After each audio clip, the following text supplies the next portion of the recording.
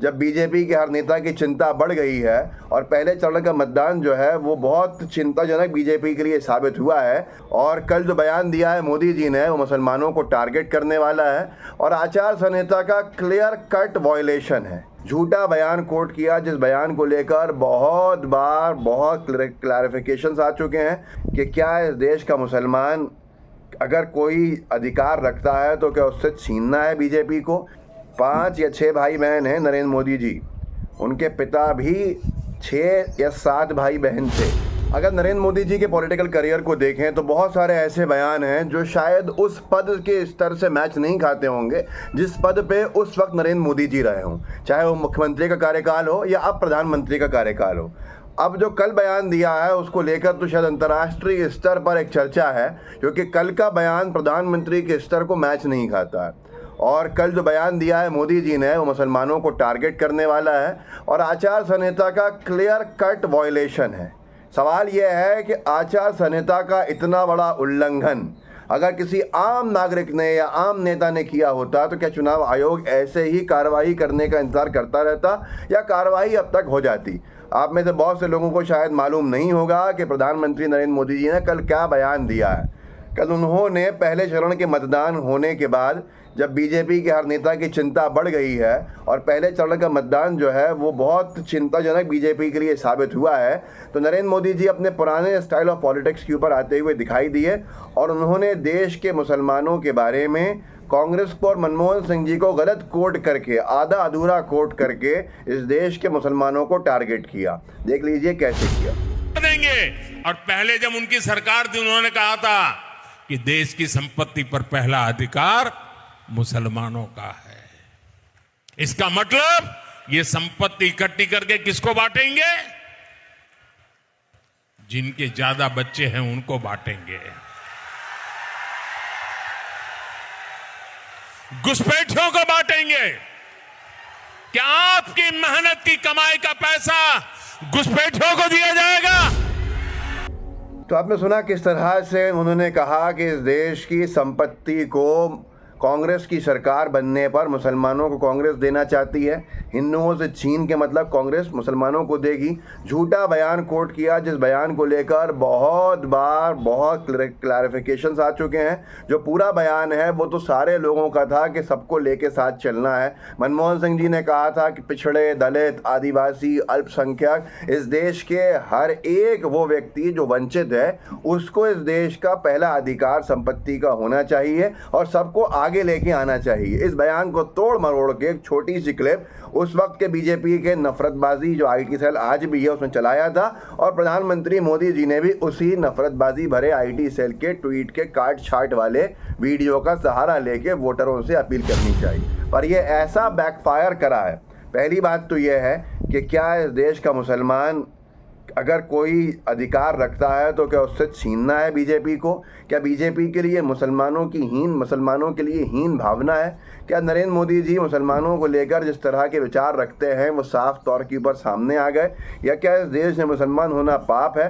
दूसरी बात, अमित शाह जी ने कर्नाटक के चुनाव में जो 4% मुस्लिम आरक्षण का कोटा था उसको रद्द करके दूसरी जातियों को देने का घोषणा की थी। ये कहा था मंच से कि हमने मुस्लिम कोटे को स्क्रैप कर दिया है, हमने उनसे ले लिया है और अब हम इसको वोकलिगा या किसको जो वहाँ की जातियाँ हैं उनको देने का काम कर रहे हैं। तो एक बार तो ये भी हो चुका चुनाव में। आखिर कब तक मुसलमानों के आड़ में?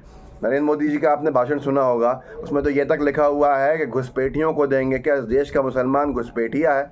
ये भी कहा है कि जो ज़्यादा बच्चे पैदा करने वाले हैं उनको देंगे। इतना स्तर से नीचे जाके बयान आज तक किसी प्रधानमंत्री ने देश के नहीं दिया होगा। ज़्यादा बच्चे पैदा करने वालों को देने की बात की जा रही है मोदी जी की तरफ से और कहा जा रहा है मतलब मुसलमान, मतलब यह है कि मुसलमान इस देश में ज़्यादा बच्चे पैदा करता है। ये कौन कह रहा है? ये खुद देश के प्रधानमंत्री कह रहे हैं, जबकि ये बात वो भूल गए हैं कि वो 6 भाई बहन हैं, 5 या 6 भाई बहन हैं नरेंद्र मोदी जी।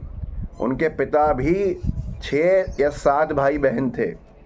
अमित शाह जी भाई हैं और 6 बहनें हैं, और तो 7 भाई बहन हैं अमित शाह जी। रविशंकर प्रसाद जी जो हैं वो 7 भाई बहनों के अंदर एक हैं। तो आप खुद सोच लीजिए कि कितनी बड़ी एक तरह से ये बात है, जिससे आप इसके बावजूद भी बेशर्मों की तरह ऐसे बयान देना बीजेपी के नेताओं का क्या बताता है, क्या दर्शाता है, ये बड़ा विषय है।